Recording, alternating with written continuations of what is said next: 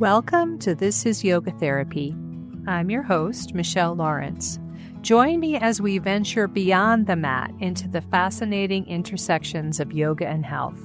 Each episode brings you candid conversations with the visionary leaders and practitioners who are truly shaping this field, sharing their stories, insights, and the profound impact of yoga therapy in action. In today's episode, I had the privilege of speaking with Dr. Stephanie Minchin. Dr. Minchin, also known as the Yoga Psychologist, brings over 17 years of experience as a clinical psychologist, a yoga teacher, and a yoga therapist. With advanced training in breathwork, internal family systems, and somatic IFS, she founded House of Yoga Psychology, a spiritual sanctuary dedicated to supporting holistic well-being professionals and healing practitioners. It's such an honor to have you here today and meet you, Steph. Yeah, thank you. I'm really excited about our conversation. Well, let's get right into it. I'd love if you could share a little bit more about yourself and what initially drew you to blend the worlds of clinical psychology and yoga and how you founded the House of Yoga Psychology. Yeah. Gosh, there's so much to share in the story, and thank you for the really lovely introductions. So you can probably tell by the English accent that I'm based in London. And yeah, as you said, I've been working in mental health for nearly about 20 years now.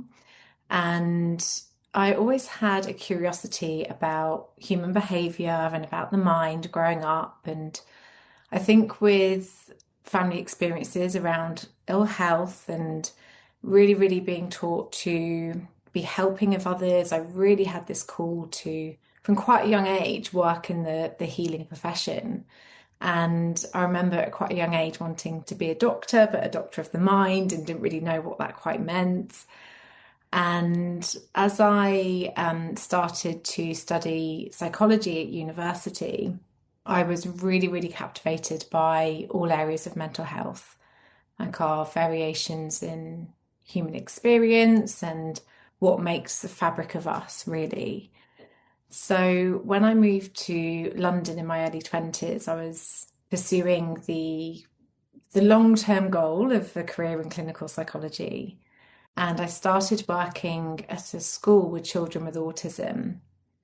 And we quite regularly had a yoga teacher come into the school to support staff as a wellbeing initiative, which was really incredible. It was really Yeah.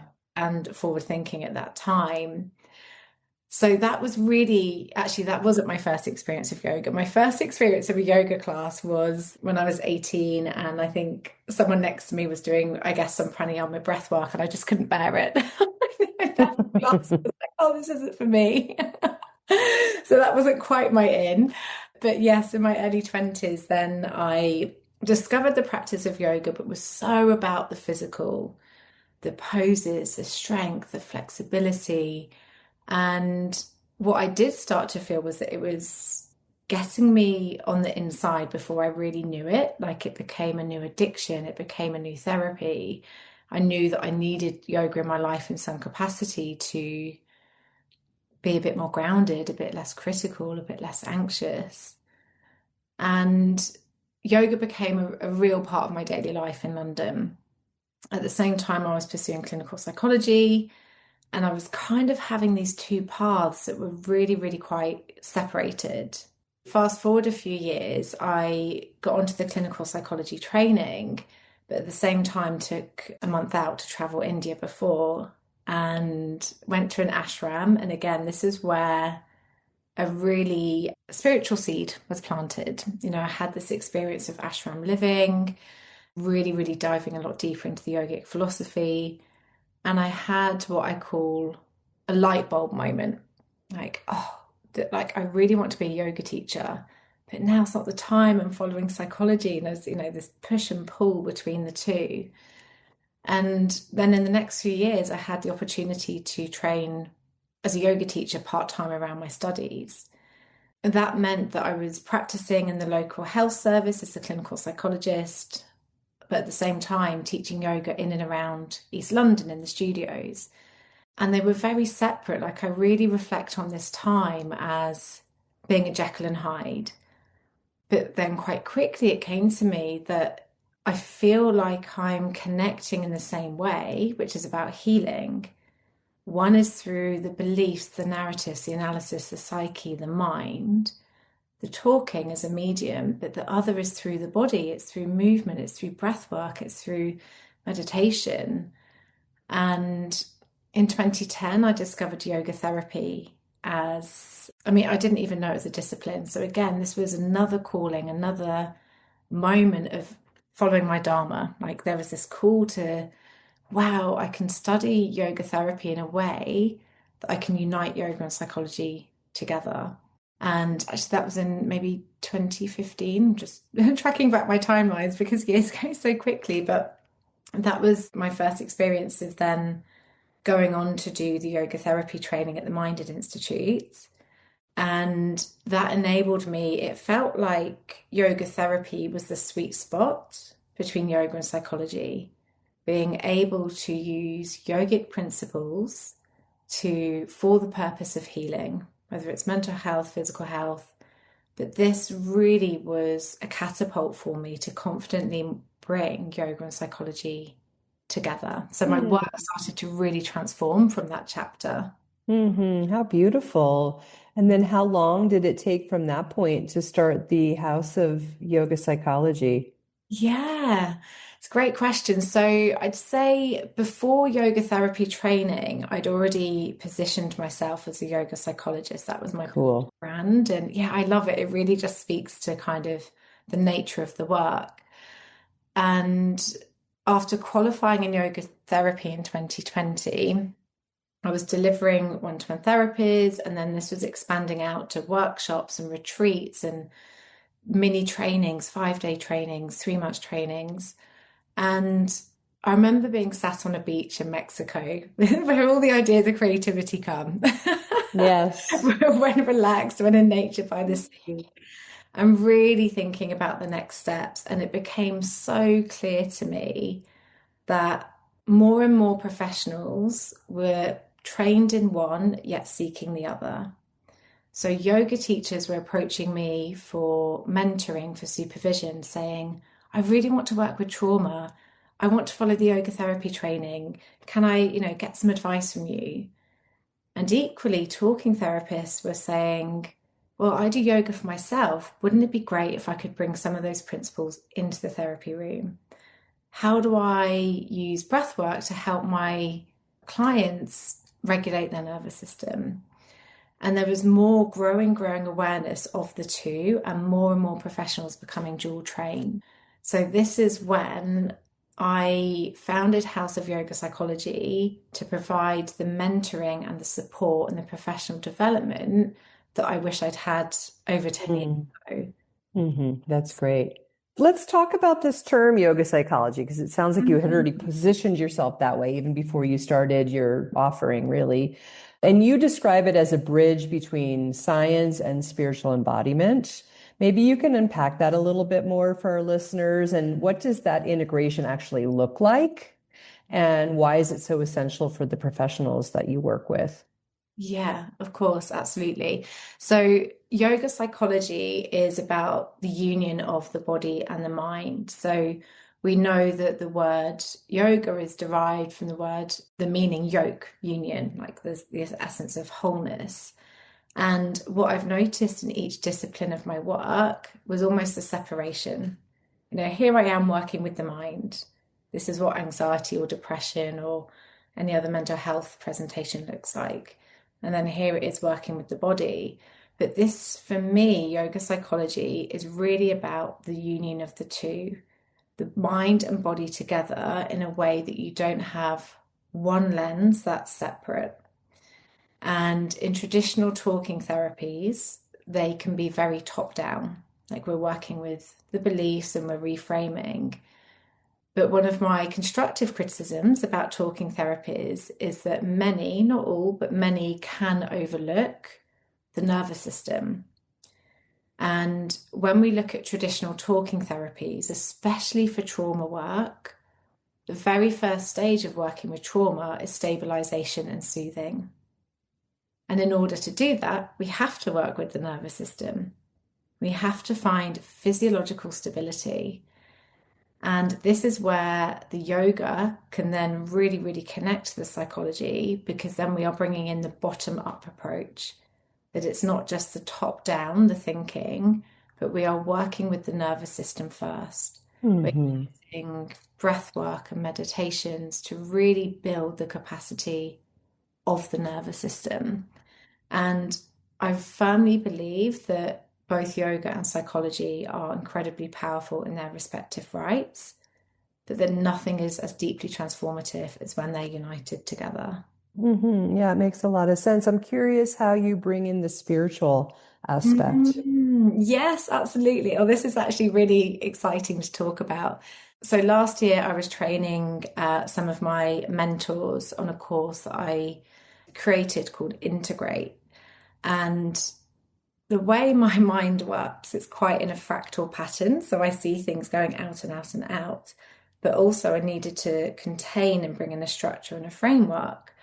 So, what I started to notice in how I worked with my clients one to one, my therapy clients, was that I was bringing in aspects of the science, i.e., the psychology models and the scientific principles of the nervous system, and I was mapping them out onto the koshas. So, the five different koshas, the koshas meaning the layers, the levels of our body, the physical body, energy body, emotional body, wisdom body, and bliss body. And then also mapping presentations out with the chakras. So those energy points in the body, is it, where is the anxiety held in the body? Or what sensations are we noticing around the sacral, for example, or the heart? So I've developed a framework called the Integrate Framework, which brings the koshas and maps presentations through looking at where is it presented, the physical, the energy, the emotion, etc., to also looking through the lens of the chakras and how any, let's say, trauma wounds or life experiences have impacted like the energy body, and then bringing in the nervous system. So thinking about how do we regulate, as well as then using the psychology to work with the mind. So it's all this big medley to start to understand mental health difficulties in a really integrative way. Sounds really, really comprehensive. Now, you've mentioned the nervous system several times, so your work is really deeply rooted in the nervous system. And so, what do you mean by nervous system informed leadership and healing? Because you use those words. And how do you help professionals integrate that concept for themselves, not just in their practice, but in their business and leadership roles? You work with professionals. So, I'd like to just hear more about what that is like. Yeah, absolutely. So what I really, really firmly believe is that for us as professionals in this healing and helping space, that we need to be doing the work on ourselves and for ourselves at the same time as, holding the space for our clients. So anything that we're learning isn't just to be a tool, to kind of academically give out. Actually, we need to be a living, breathing embodiment of our work. So, with nervous system regulation, what I'm really, really talking about is having the capacity to hold. And by that, I mean that on any given time, day, or experience, that we can respond to the stress that life will offer us, because it will, the waves that come and knock us off guard. How do we respond rather than react? So, with nervous system regulation, we're looking at what's the tolerance here. And I love to use the metaphor of, are we walking on a tightrope where everything is so sensitive and fragile that anything can knock us off? Or can we start to really build the resilience of the nervous system where that tightrope goes to actually we're walking on a plank? We have a bit more space, there's a bit more stability.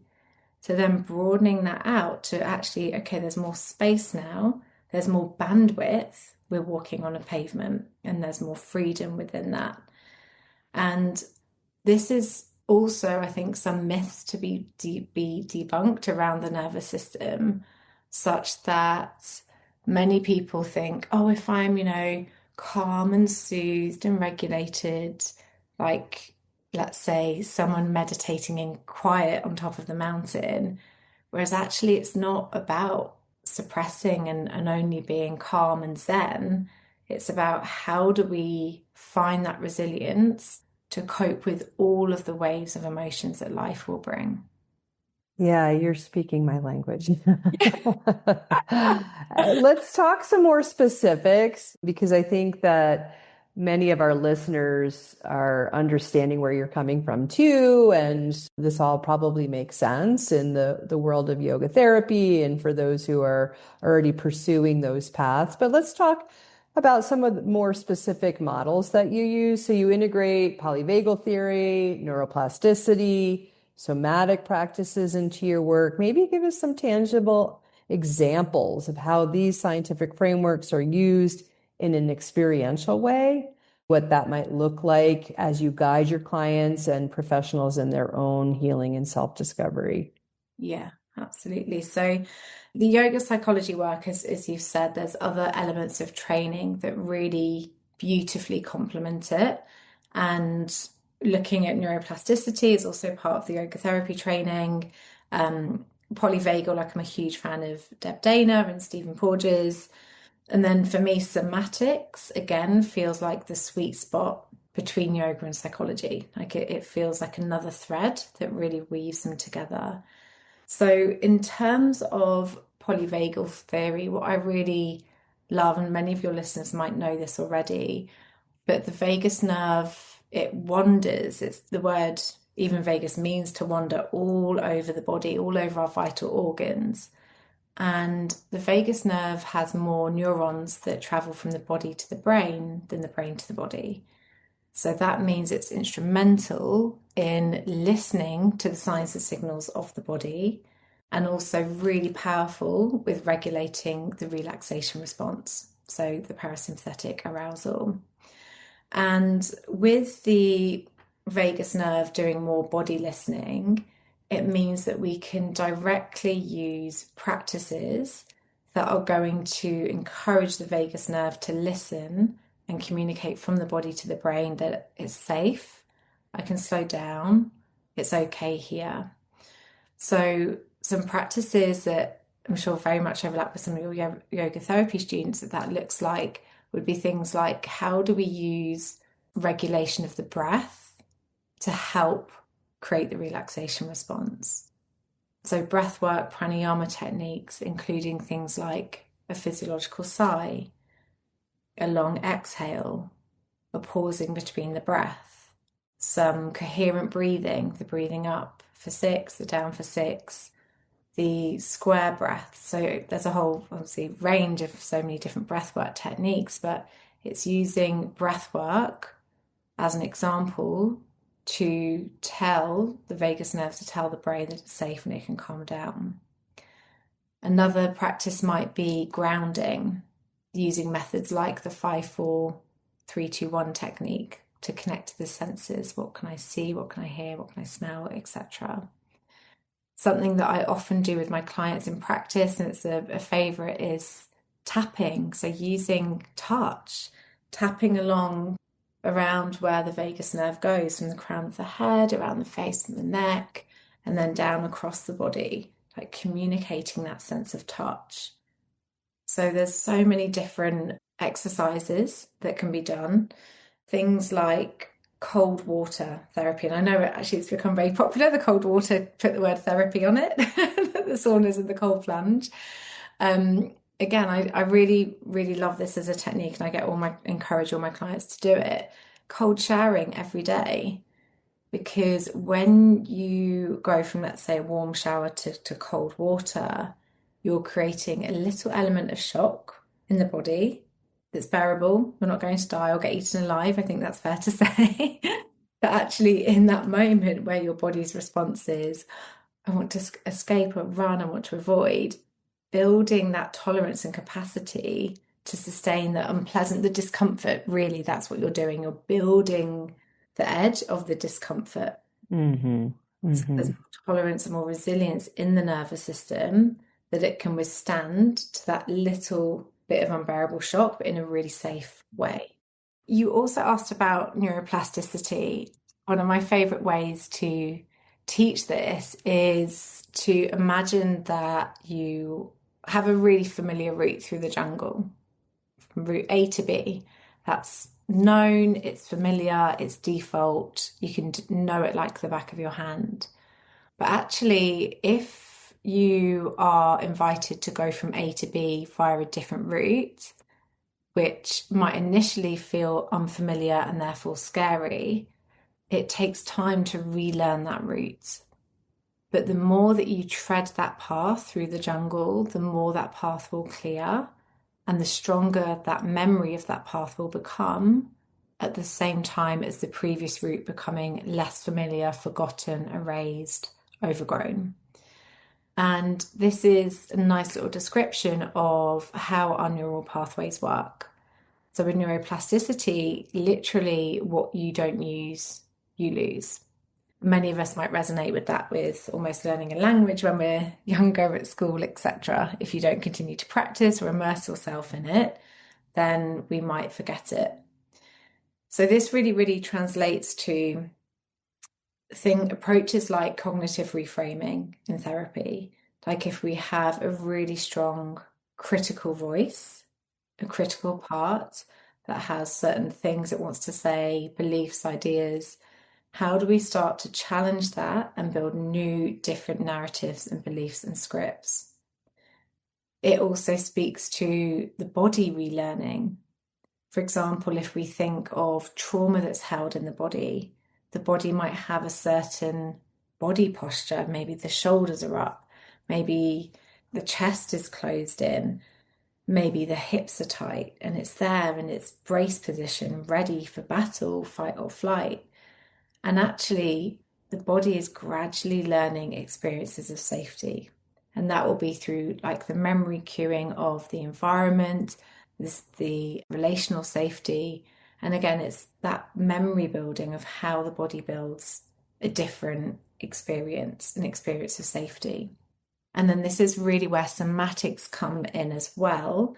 So somatics, I like to describe as a conversation with the body. It's that body-based inquiry. Always this work is beginning with awareness. How do we start to tune in to the signs and the signals and the information of our body? And when we start to listen, we can hear more. So again, that conversation almost builds with the body. Mm-hmm. And from there, then we can start to work with the body, almost converse with it through movement, through breath work. And again, as I mentioned earlier, the power of touch as well. And for me, body work is very much about this journey inwards from the outside in. It's a journey of reconnection. It's a journey of reconversing and coming home with the body. Mm-hmm. Those are some really great examples. Thank you. I'm also really interested in your approach to trauma-informed healing and curious not only how you apply them in your work and the individuals that you guide, but also how you advise those to then take it into their own spaces as well. Yeah, and it's so important to think, from both those perspectives of how we work with individual clients and their healing, but also with the professionals who support them. Mm-hmm. Something I've really noticed and observed consistently in years of working with clients is the shame and blame that people have from having lived through a traumatic experience. So one of the most powerful shifts I've observed in therapeutic work is really supporting people to shift from that position of victim to survivor. Actually, this is something that you've lived through. This is something that you have survived, that there is inner resilience. And particularly with this, some ideas from compassion focused therapy that really advocate it's not your fault. Really starting to shift away from that blame of whatever's happened, that it's not your fault. And it is a responsibility to really tend to whatever impacts the trauma has left it's being called to work with, it's being called to heal. So really, really shifting into that survivor perspective. It's absolutely paramount to create feelings of safety in the body. Like that has to be, especially when for so many people, there's ways to feel safe by being out of the body. Dissociation, disconnection, distraction, just not being in the body. And being in the body in itself can feel scary. So, gradually over time through therapeutic work with embodiment, finding resource, inner experience of safety. And that can be emotionally within, it might be in the environment around, it could be relationally. And particularly working with professionals, supporting them to support their clients to have safety in their therapeutic relationship. Like we know from research that that has to be one of the most profound guiding principles. Like, how do you create an experience where someone knows that you are there consistently, that they can build trust with you, making sure that the work is really, really collaborative so that it's client led, that the client themselves has choice and agency, that they are supported to rediscover their voice. And especially for those that have survived experiences where power has been misused over them or taken away from them, helping them to rediscover that actually they can have choice and support them in their empowerment as well. So that everything is mainly done collaboratively and safely. Yeah, so much of what you share certainly is part of what we are training our yoga therapists through inner peace yoga therapy to really impart as well. And not only in the trauma-informed space, but also in the pain care space, because safety and evidence of safety and establishing that for oneself is such a key part of living with chronic pain too. So these worlds overlap so much in what you're sharing. Yeah. Mm-hmm. I think going back to the relational safety as well, Mm-hmm. it's so important, like self-reflection for us as professionals is so important. Being aware of our own experiences, what we've processed, what we haven't, what we're triggered by, where we feel safe or where we don't, what comes up for us. And I think particularly important is around diversity and inclusion. So really being able to check what's the difference here and what's the similarities, like between therapist and between client. And if any of those become challenging or problematic, taking it to supervision, Sure. looking at what's similarities and differences that are voiced or unvoiced, and having that self-reflexivity between in the relationship to make sure it's relationally safe. Mm-hmm. Mm-hmm. Yeah, good point. Steph, is there anything else you'd like to share with our listeners about House of Yoga Psychology, your workshops, other projects that you're cooking up? Yeah. Oh my gosh, there is so much kicking up in the Yoga Psychology kitchen, that's for sure. So I mentioned earlier about the Integrate framework, which is where I support therapists to be able to bring science and spirituality together. So the next course is being launched soon this autumn, and that's a self-led program where people can learn the Integrate framework. So to formulate between the koshas and science and the chakras. And for those that are, I can't bang this drum hard enough that actually, as professionals, it's so important that we are doing the work on ourselves and for ourselves first. So, embodiment is with House of Yoga Psychology, there are three different pillars there's embodiment, education, and empowerment. So, for those that are interested in self-healing, there are some self-paced online courses under embodiment, and there's a yoga psychology class every month. With education, you have the Integrate course. And then with empowerment, and this is a space that I've created specifically for professionals, there's a monthly membership where we have embodied coaching circles, we have live practices, including breathwork meditation, EFT tapping. there's community connection, and there's a whole host of replays in the library. And the most exciting thing that is being launched later this year is a 6-month mentorship program called the Embodied Entrepreneur, which supports professionals to think around their professional identity, how they're bringing creativity into their work, who their audience is, and how they embody their inner leader. All of that sounds really great and definitely dovetails nicely into the last question I have for you, which I always ask on the podcast to each of our guests. And that is to just learn a little bit more about your own personal practice. So you've mentioned a few times how important it is to do the work yourself. And in our training programs at Inner Peace Yoga Therapy, we teach our students that are studying to become yoga therapists that you have to do the work. That's one of the key pillars before you can go out and help anyone else, is to have your own steady daily sadhana or spiritual practice. And it sets the foundation. It comes before being in community and doing any work with others. So if you're willing, I'd love to have you share with our listeners what your daily practices look like. Yeah, it's something I've really committed to for, gosh, I first learnt to meditate back in 2008, maybe 2010. So meditation has been a really ingrained ritual for many years.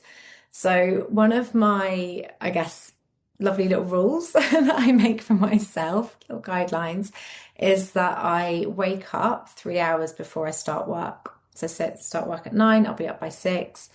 My phone, there's no wires or anything electrical in the bedroom, so the phone is on airplane mode in the kitchen. And I don't open my phone until I've done my practices. My practices look like meditation, movement, and journaling.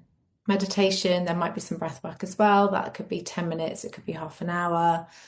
Journaling, I tend to do 3 pages of unconscious processing. So that was very much guided by The Artist's Way by Julia Cameron, the 3 pages. I write 10 gratitudes and say why I'm incredibly grateful for and why. And then I have some other prompts like, how do I intend to live today? What support do I need? I might write 3 affirmations. And then I move. That movement might be running, it might be yoga, it might be shaking, it might be dancing. It might also be yin. So I tend to be guided by my menstrual cycle, checking in with my body. How is my body feeling today? What's my energy and what do I need? And then cold showering. So I will have my normal shower and then cold shower for at least 30 seconds to a minute at the end. Nutrition throughout the day, I tend to follow a vegetarian-based diet mainly. And then similarly, I have quite a consistent sleep routine such that I'll have a warm shower before bed. Again, there's no phones or lights in the bedroom.